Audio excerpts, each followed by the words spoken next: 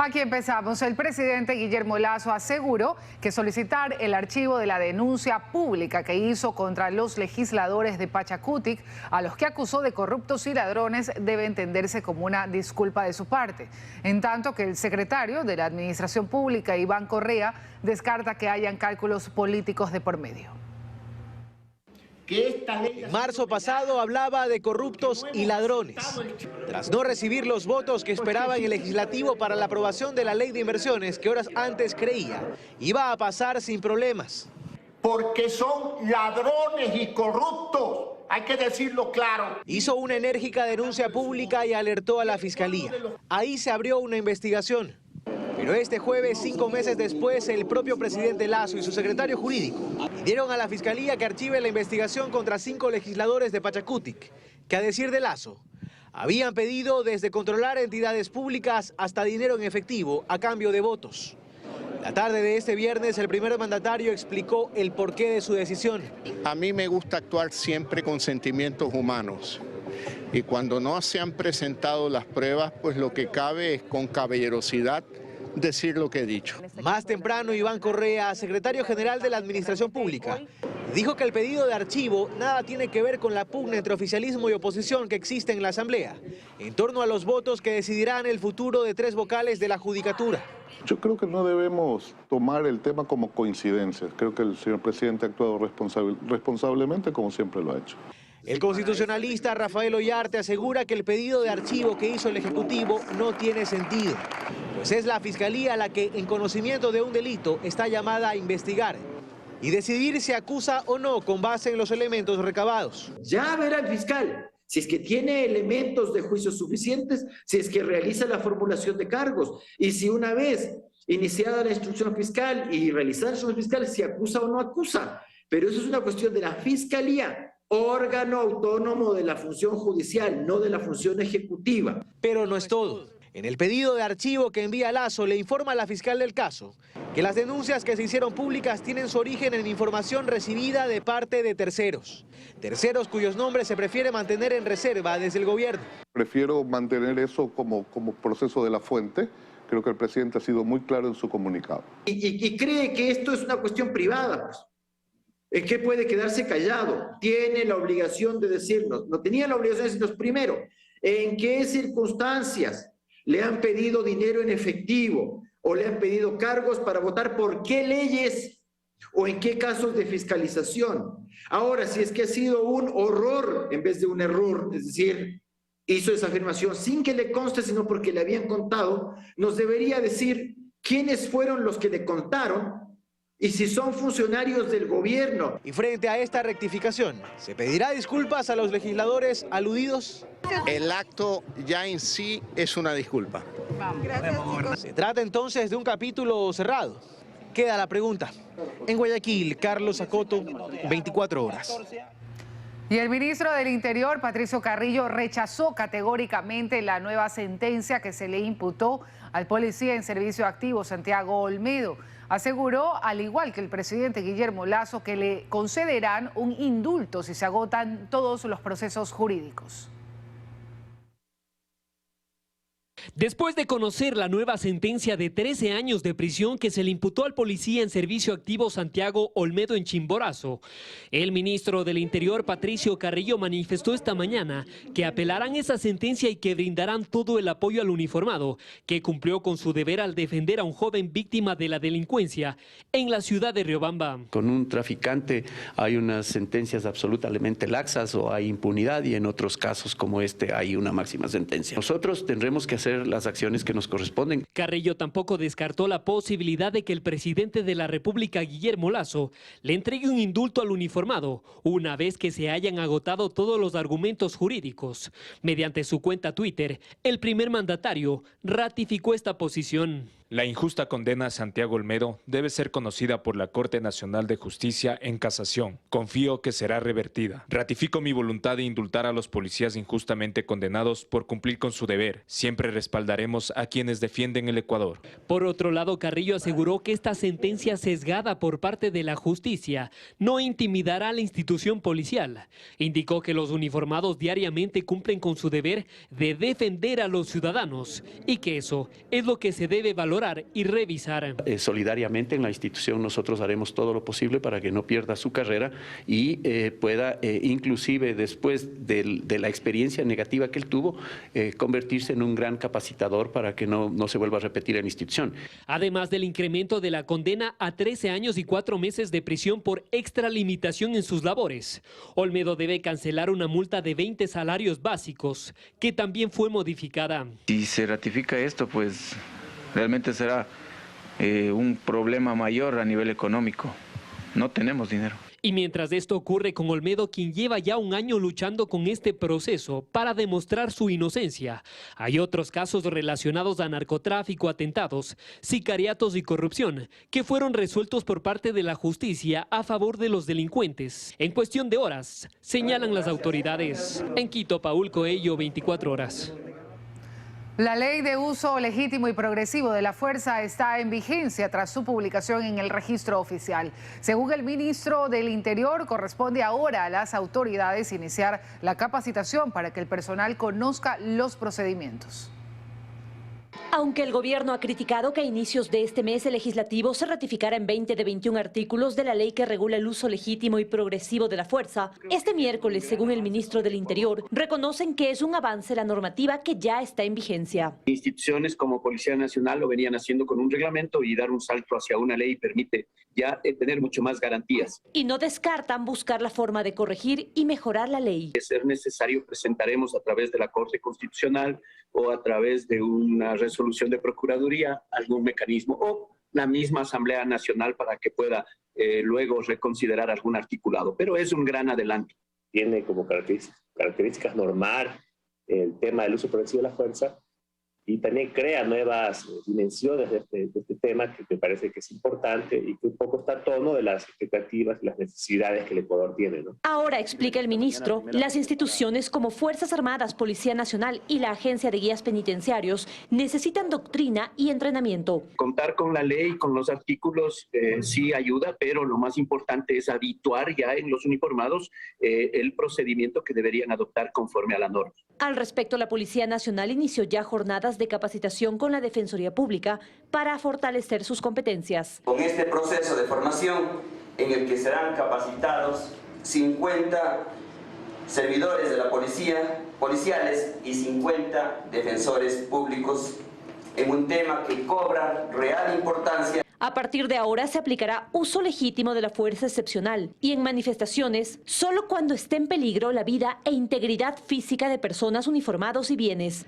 Se prohíbe el uso de animales en protestas, entre otras cosas. Es una capacidad que el Estado ecuatoriano da a funcionarios encargados de hacer cumplir la ley, pero tiene sus limitaciones y en ese sentido, desde la excepcionalidad, cuando se necesita hacer uso progresivo y gradual de fuerza, tiene que mirarse y tiene que habituarse a los uniformados. Además, la Fiscalía contará con una unidad especializada para investigar lesiones o muertes causadas por miembros de las fuerzas del orden. En Quito, María Gracia Acosta, 24 horas.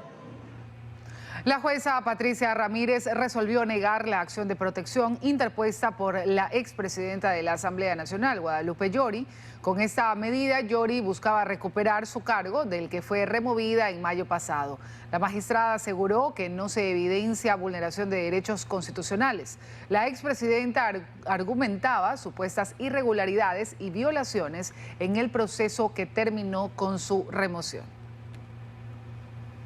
Y los jueces de la Sala Especializada de lo Laboral de la Corte Provincial de Justicia de Manabí declararon la nulidad del habeas corpus otorgado por el juez Bani Molina a Jorge Glass, Daniel Salcedo y Cristina Araujo.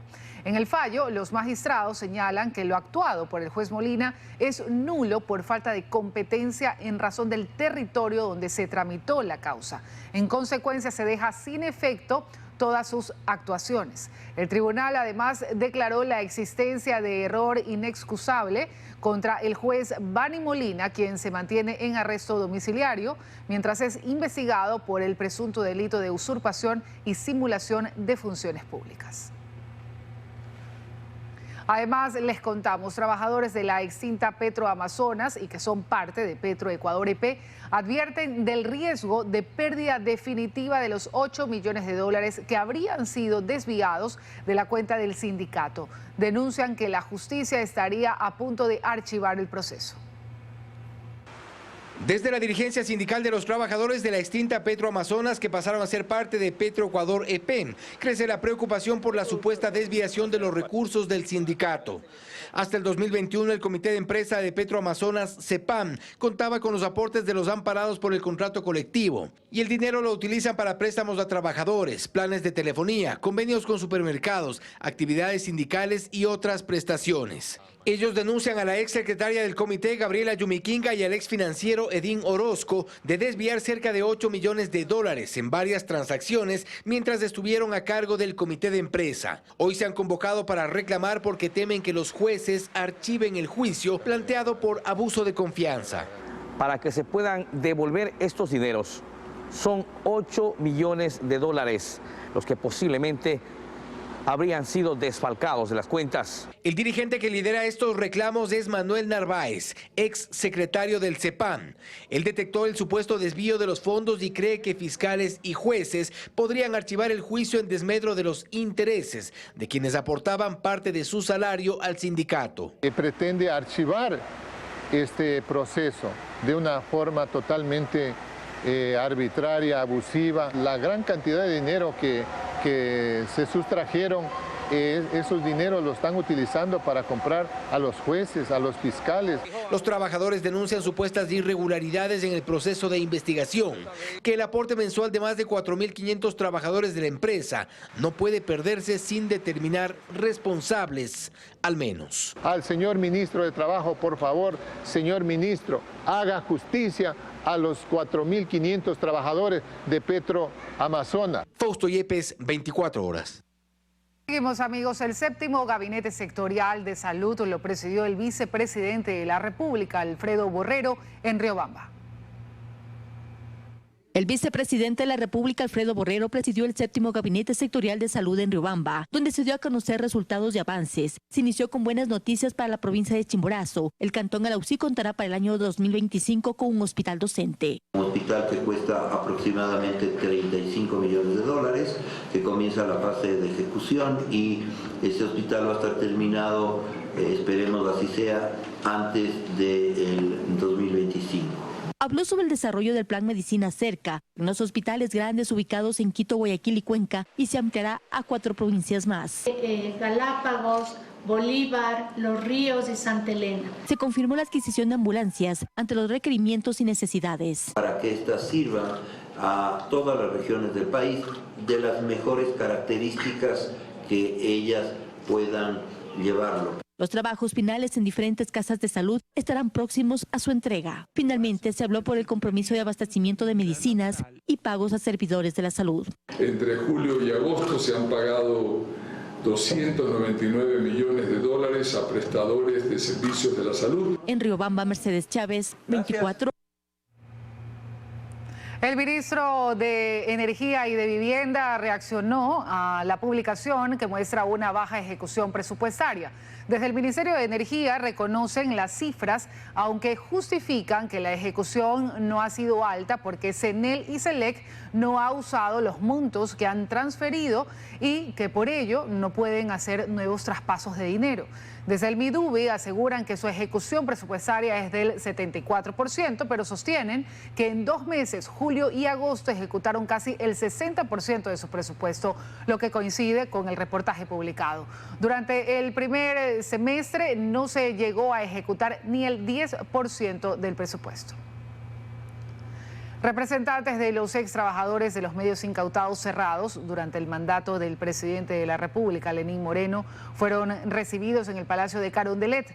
Las autoridades del gobierno nacional ofrecen cancelar las liquidaciones que esperan desde hace más de 5 años tras despidos intempestivos. Al respecto, se informó que una comisión jurídica recabará información sobre las deudas con los ex empleados. Y 3 policías estarían involucrados en el asesinato de un ciudadano de 52 años en su vivienda en Cuenca. El hombre murió por varias heridas cortopunzantes. Con varias puñaladas fue encontrado sin vida un ciudadano de 52 años, identificado como Vinicio Bautista. El cadáver envuelto en sábanas fue descubierto en una habitación de su vivienda, ubicada en las calles Manuel Vega y Presidente Córdoba, centro de Cuenca. Con el paso de las horas, el caso tomó un giro inesperado. 3 policías en servicio activo y de turno fueron detenidos por estar presuntamente involucrados en el asesinato. Incluso se indicó que existe un video donde se observa a una patrulla retirarse de la escena del crimen la madrugada de este jueves. Tenemos 3 servidores policiales que se encuentran a la espera de la audiencia de formulación de cargos. Ellos trabajan en el área preventiva, patrullaje en el circuito San Blas aquí en la ciudad de Cuenca. Esto tiene 2 procedimientos a la par, la investigación a través de Fiscalía y el asunto de Administración Interna, asuntos internos para determinar el grado de responsabilidad. Muchas interrogantes surgen sobre este caso. De lo que se conoce, el fallecido estaba próximo a inaugurar un negocio de calzado y ropa. Personas que instalaban el mobiliario del local previnieron a las autoridades del hecho de sangre. Que se haga justicia. En menos de 72 horas son 2 las muertes violentas que se han registrado en Cuenca. En la provincia de La Suay, Iván Rodríguez, 24 horas. Este sábado se desarrollará una minga nacional de vacunación. Las autoridades esperan incrementar el número de personas inmunizadas con las 2 dosis de refuerzo contra el COVID-19. Yo me refuerzo. Este es el nombre de la nueva campaña que impulsa el Ministerio de Salud para incrementar el número de personas vacunadas con la primera y segunda dosis de refuerzo contra el COVID-19. Por ahora, solo el 41,5% de la población objetiva se ha colocado el primer refuerzo, conocido como tercera dosis, y apenas 1.620.000 personas el segundo refuerzo. De allí la preocupación de las autoridades por alcanzar mejores cifras. Por ello, este sábado 27 de agosto se realizará una minga nacional de vacunación. Vamos a aperturar puntos de vacunación en centros comerciales, en terminales terrestres, en mercados, vamos a activar brigadas móviles, vamos a tener más de los 1.900 centros de salud, pero también más de 300 puntos masivos y brigadas móviles desplazándose por cada uno de los territorios. Se espera que solo durante esta minga se apliquen al menos 80.000 dosis. Pero esta no será la única estrategia, dice Melba Rodríguez, gerente del Plan Nacional de Vacunación. Adicionalmente, se trabajará con otros sectores. Por ejemplo, durante las primeras semanas de clase en el régimen Sierra Amazonía, se busca inmunizar a docentes, personal administrativo y estudiantes. Nuestras coberturas de esquemas primarios en los grupos de 3 a 11 años aún no son óptimas. Es decir, por ejemplo, niños de 3 y 4 años tienen una cobertura de esquema primario del 22%. Entonces, con todo este retorno a clases, incentivamos a los padres y a los cuidadores a permitir la vacunación en este grupo, que la vacuna es segura, la vacuna es eficaz y sobre todo es gratuita. Al momento asegura que cuentan con las dosis suficientes para continuar con la inmunización e incluso menciona que en los próximos días llegará un cargamento de vacunas correspondiente a una donación y una nueva marca también será adquirida. Va a recibir 2.4 millones de vacunas AstraZeneca donada por el hermano país de Perú y 2.5 millones a través de compra directa por el mecanismo COVAX de la vacuna Novavax. En Quito, Belén Merizalde, 24 horas.